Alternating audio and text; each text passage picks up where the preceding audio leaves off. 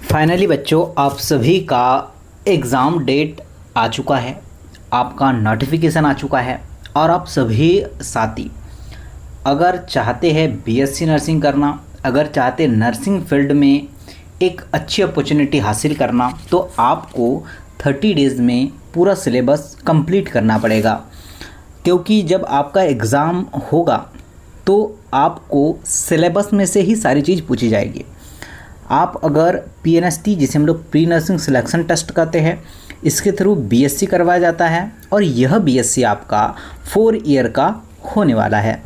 इसके थ्रू साथियों आप डायरेक्टली जॉब नहीं लगेंगे, आपको पहले कोर्स करना पड़ेगा, उसके बाद आपको जॉब मिलेगी। इसके बाद एक फॉर्म आएगा साथियों आपका एएनएम का, और ये इसका एएनएम साथ में पीएनएसटी, इन दोनों का सिलेबस सेम होता है। अगर बच्चे इसमें दोनों का प्रिपरेशन साथ में आप लोग कर सकते हैं। सारा का सारा जो आपका सिलेबस है वो 12th का एनसीईआरटी हूबहू आपको पढ़ना है, वही से ही क्वेश्चन बनेंगे और लगातार मैं सारे क्वेश्चन आपको करवाऊंगा। आपको एक एक जो भी मैं टॉपिक बताऊंगा उसके कम से कम आपको 100 क्वेश्चन मैं आपको करवाऊंगा। तो 30 डेज़ में साथियों आपका सारा का सारा टॉपिक्स भी क्लियर हो जाएगा। चलिए अब मैं लेके चलता हूँ क्या क्या सिलेबस है, ये सारी चर्चा करते हैं। सबसे पहले मैं बात करूँगा फिजिक्स के ऊपर। सब्जेक्ट में फिजिक्स, जिसकी जो है टोटल यूनिट आपको दे रखा है 3 यूनिट 6 7 जो है टोटल 9 यूनिट दे रखा है। और 9 यूनिट के अंदर भी आपको जो है अध्याय 14, और इसमें से अगर आप 12th का एनसीईआरटी उठाएंगे तो इसमें से जो है उसने 2 से 4 टॉपिक्स हटा दिया है। ध्यान रखिएगा, सिलेबस चेंज नहीं हुआ है, जो पुराना सिलेबस था वही सिलेबस है, परंतु जो बच्चे नए जुड़ते हैं हमारे साथ उनके लिए ये जानना बहुत ज़रूरी है, और जो लगातार पहले से प्रिपरेशन कर रहे हैं उनके लिए तो कोई बड़ी बात नहीं है, यह वो पुराना ही सिलेबस है। पहला जो है आपको यूनिट में विद्युत आवेश जो है इसके बारे में पढ़ना है, और ये आपको सिलेबस अपना प्रिंट आउट निकाल लेना है।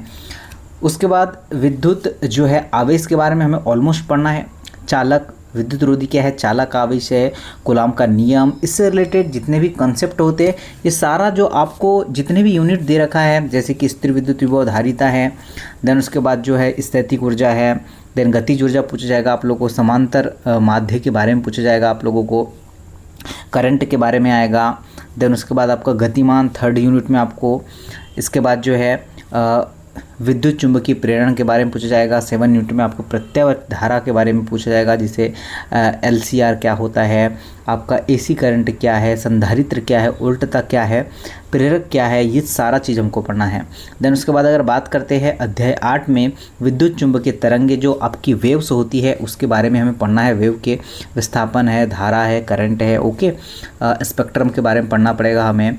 किरण, अध्याय 9 में फिर से किरण, प्रकाश की प्रकाश यंत्र। देखिए इतना सारा सिलेबस है भाई, 30 डेज़ में नहीं हो पाएगा, तो हमें वो पढ़ना है जो एग्ज़ाम ओरिएंटेड है। क्या है सर, सारा करवाऊंगा आप लोगों को, तो आप बने रहिएगा, तभी तो चीज़ें आप लोग सीख पाएंगे। आइए आगे चलिए। आपका ये परमाणु के बारे में, अर्धचालक सेमीकंडक्टर, तो ये सारा का सारा आपको 14 यूनिट आपको कंप्लीट करना पड़ेगा फिजिक्स में, तभी आप अच्छे मार्क्स ला पाएंगे। 20 मार्क्स का आपको चीज़ें पूछ जाएगी, आज क्वेश्चन निकल के आएंगे। आगे आते हैं, अब आते हैं हम लोग केमिस्ट्री के ऊपर। किसके ऊपर आते हैं? केमिस्ट्री के ऊपर। केमिस्ट्री में क्या पढ़े सर हम लोग? तो आपको मैं मेजर आपके जो यूनिट्स होते पहले इस पर लेके चलता हूँ। विलयन, विद्युत जो है रसायन के बारे में, रासायनिक बल जो बल गति की होती है, डी ब्लॉक, एफ ब्लॉक, उप संयोजन यौगिक, जो है होलो एल्केन के बारे में आपके जो, उसके बाद आपका हेलो एरीन क्या होता है, अल्कोहल फिनाल इथिलीन के बारे में पढ़ना है हमें, कीटोन के बारे में पढ़ना है, एमीन जैव अणु के बारे में हमें पढ़ना पड़ेगा। तो ऐसे जो है इनके द्वारा केमिस्ट्री में 10 यूनिट दे रखा है, ओके। अब ये सिलेबस आप सभी देखिए, अब इसके अंतर्गत भी आपको इनके मेजर टॉपिक्स यहाँ पर दे रखे हैं। तो ये आप 12th की बुक उठा लीजिए, आपको कुछ भी उसके अलावा नहीं लेना है, एनसीईआरटी बुक आपको सफिशिएंट है। अलग अलग पब्लिकेशन की बुकें आ रही है, परंतु जो एनसीईआरटी है वो एनसीईआरटी ही होती है और वहीं से क्वेश्चन उठा के आएगा। अलग अलग पब्लिकेशन अपने अकॉर्डिंग बुक्स छापता है, परंतु जो ऑथेंटिक एनसीईआरटी है, आप वही उठाइए, वही से पढ़िएगा, हम भी वही से क्वेश्चन उठाकर आपको करवाएंगे। विलयन के प्रकार क्या होते हैं, आपकी जो विलीयता क्या होती है, द्रव्य विलयन क्या है, वाष्प दाब क्या है, आदर्श जो है विलयन क्या होता है, आपकी जो है रासायनिक सेल्स, गैल्वेनोमीटर, समीकरण, ये सारा का सारा सिलेबस है, आप सभी यहाँ पर स्क्रीन पर देख सकते हैं। आपकी जो है आवर्त सारणी से रिलेटेड डी ब्लॉक के तत्व है। देन उसके बाद अगर बात करते हैं यह ब्लॉक के तत्व से रिलेटेड क्वेश्चन आएगा, ये पीरियोडिक टेबल से क्वेश्चन पूछ जाएंगे कुछ। देन उसके बाद जो है उपसंयोजकता यौगिक के बारे में, ये सारा का सारा आप जो है प्रिंट निकाल लीजिएगा, तभी हम अच्छे से जो है सारा सिलेबस कवर करिएगा। अब आते हैं साथियों बायोलॉजी की बात। बायोलॉजी में कितने साथियों इनके द्वारा अध्याय दिए हैं, तो इसमें भी आपको 13 दे रखा है। अब इन पर हम चर्चा कर लेते हैं कौन कौन से सर। तो इसमें जो है जैसे कि अगर जनन में आए तो जनन में 3 टॉपिक इन्हें कंप्लीट करना है हमें। तो जनन में पुष्पीय पादों का लैंगिक प्रजनन है, मानव जनन है और जनन स्वास्थ्य। उसके बाद अनुवांशिकी तथा विकास, तो ये आपका वंशानुगति है, विविधता और सिद्धांत है, वंशानुगति के आणविक आधार और विकास, तो ये आपके 3 टॉपिक ये हो चुके हैं। मानव कल्याण में जीव विज्ञान, जिसमें आपका जो है मानव स्वास्थ्य तथा रोग है, मानव कल्याण में सूक्ष्म जीव है। देन उसके बाद जैव प्रौद्योगिकी सिद्धांत प्रक्रम के बारे में पढ़ना है, जैव प्रौद्योगिकी उसके उपयोग के बारे में पढ़ना है हमें। और आपका जो है पारिस्थितिकी जो है, इसमें हमें पढ़ना है जीव विज्ञान की समष्टियाँ, पारितंत्र और जैव विविधता के संरक्षण। तो ये जो है आपका, ये भी आपको 20 मार्क्स का ही पूछा जाएगा। तो ये आपको स्क्रीनशॉट ले लेना है, अगर स्क्रीनशॉट लेना चाहते हैं तो बायोलॉजी का छोटा सा, तो आप स्क्रीनशॉट लीजिएगा। अब आते साथियों इंग्लिश के ऊपर, ये भी सर 20 मार्क्स का ही आप लोग को पूछा जाएगा, जिसमें रीडिंग कॉम्प्रिहेंशन के बारे में पढ़ेंगे हम, वोकैबुलरी है, देन उसके बाद जो है सिनोनिम्स है, एंटोनिम्स है, और इसके बाद जो है सफिक्स के बारे में पढ़ना पड़ेगा हमें, वर्ड फॉर्मेशन के बारे में पढ़ेंगे हम लोग। जैसे ग्रामर में भी जैसे कि आर्टिकल्स है, डिटर्मिनेशन क्या होते हैं, एग्रीमेंट है, उसके बाद जो है सब्जेक्ट एंड वर्ब्स के बारे में पढ़ेंगे, टेंस उसके बारे में पढ़ना पड़ेगा हमें, जो है फ्रेज क्या होती है, उसके बाद जो है कुछ जो है मॉडल्स के बारे में हम लोग पढ़ेंगे। तो ये सारा सिलेबस जो है आपको इंग्लिश का कवर अप करना है। इसमें एक्टिव वाइज भी आ जाएगा, पैसिव वाइज भी, नरेशन भी आ जाएगा आप लोगों का, डिग्री ऑफ कॉन्फर्मेशन आ जाएगा, सेंटेंस टाइप आ जाएगा, जैसे अफर्मेटिव सेंटेंस क्या होता है, नेगेटिव सेंटेंस, इंट्रोगेटिव सेंटेंस क्या होते हैं, कॉमन एरर से क्वेश्चन पूछा जाएगा, और स्पेलिंग जो होती है, ठीक है, उसमें कुछ एरर्स होंगे, उसके बारे में पूछा जाएगा। तो ये आपका सारा सिलेबस है इंग्लिश का, इसका भी आप लोग स्क्रीनशॉट ले सकते हैं। अब आगे आते हैं हम लोग, बात करते हैं साथियों जीके के ऊपर, जो सामान्य ज्ञान है वो कौन सा पढ़ना है हमारे, कहाँ से पढ़ना है। आते हैं सामान्य ज्ञान के ऊपर, तो यह समसामयिक की राष्ट्र व अंतर्राष्ट्रीय घटनाएं, उसके ऊपर भारत का इतिहास जिसे हिस्ट्री कहेंगे, और भारत के राष्ट्रीय आंदोलन के बारे में पढ़ना पड़ेगा, भारत व संचार का जो है आपका भूगोल। देन उसके बाद जो है इसमें सामाजिक, आर्थिक और जो है भौगोलिक, ये सारी चीज़ें हमें पढ़ना पड़ेगा। उसके बाद हमें जो है राजनीति के बारे में पढ़ना पड़ेगा, जो आपकी कॉन्स्टिट्यूशन है, जिसमें आपका जो है संविधान, राजनीतिक तंत्र, पंचवर्षीय योजनाएं जो होती है, जो आपके सार्वजनिक मुद्दे होते हैं, इसके बारे में पढ़ना है।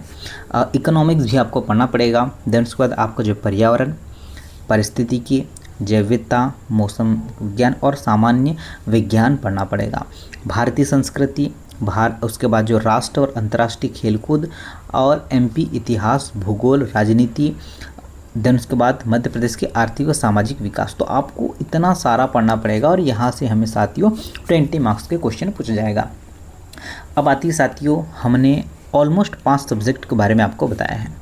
कितने सब्जेक्ट है सर? ऑलमोस्ट जो है 5 सब्जेक्ट होंगे, physics, chemistry, biology, English, then GK.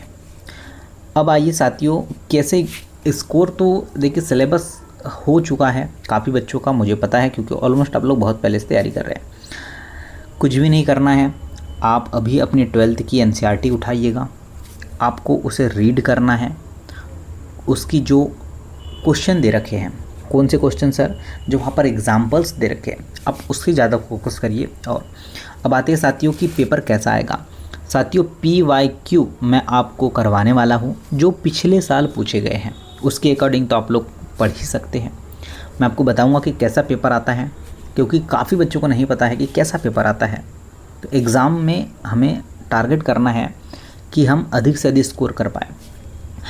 काफ़ी बच्चों के लिए जो है ये बहुत दिक्कत वाला सब्जेक्ट हो चुका है अब पूरा का पूरा सिस्टम, क्योंकि साथियों बात ये है कि आपकी नेगेटिव मार्किंग स्टार्ट हो चुकी है। पहले ही ये जो है 60 से लेकर 65 मार्क्स पर हमारा सिलेक्शन हो जाता था, अब आ चुकी है नेगेटिव मार्किंग। तो मैं सारे बच्चों से यही कहूँगा, जो क्वेश्चन आपसे बन रहे हैं आप उसे ही सॉल्व करिएगा, और अदर जो है साथियों क्वेश्चन को हाथ भी मत लगाइएगा अगर नहीं बन पा रहे तो, क्योंकि आपका साथियों 40 से 50 भी अगर स्कोर करेंगे ना हम लोग बिना माइनस मार्किंग के भी, सिलेक्शन श्योर है, 100% है और बिल्कुल होगा। तो कोशिश करना कि जो गलत क्वेश्चन जो आपसे नहीं बन पाएगा उसे गलत मत करना, बाकायदा कोशिश करिए कि अधिक से अधिक हम लोग क्वेश्चन अटेंड करें और वो भी क्वेश्चन हम सही लगाएं, क्योंकि तुरंत ही आपको जो है मार्क्स दिखा देगा। कितने क्वेश्चन आपने गलत किया है वो भी आपको स्क्रीन पर दिखा देगा, और उसके बाद आपका जो रॉ बोला जाएगा परसेंटाइज होगा, और आपका परसेंटाइज के अकॉर्डिंग आपका सिलेक्शन होगा। पूरी लिस्ट आएगी, उसके अकॉर्डिंग आपका सिलेक्शन होगा। तो ये मेजर कुछ बातें हैं। आई होप साथियों मैंने बहुत अच्छे से आपको एक्सप्लेन किया है क्या क्या करना है। और अभी भी आपको लगता है कोई डाउट्स हो आपके मन में तो बिल्कुल कमेंट बॉक्स में आप लोग कमेंट्स करिएगा। और चैनल पर अगर आप नए हैं, फर्स्ट टाइम विजिट किया तो चैनल को सब्सक्राइब कर लेना। काफ़ी सारी महत्वपूर्ण जानकारी, नर्सिंग से रिलेटेड सारी अपडेट हम आपको प्रोवाइड करते हैं। थैंक यू वेरी मच साथियों, जय हिंद।